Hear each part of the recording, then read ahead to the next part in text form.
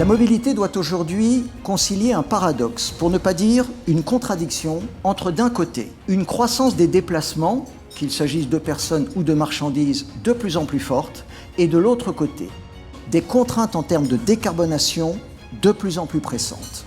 Nous assistons, mesdames et messieurs, à une formidable révolution des mobilités, marquée par l'innovation et l'ingéniosité des humains.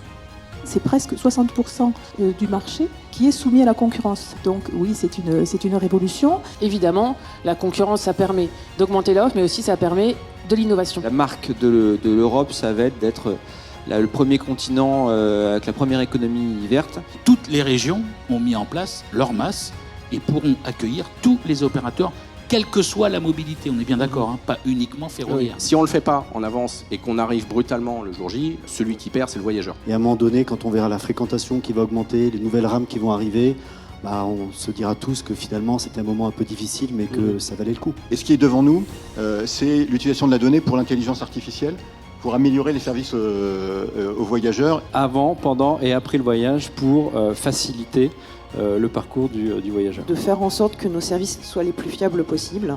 Et donc un soin particulier qui a été apporté à la conception de l'information voyageur. On pense qu'il faut que ça soit un objet de désirabilité. On voit aujourd'hui dans nos showrooms des clients qui achètent la R5 sans savoir que le véhicule électrique... Ce serait au moins 8 EPR qu'il faudrait pour produire le SAF. Donc on est face à un challenge non négligeable.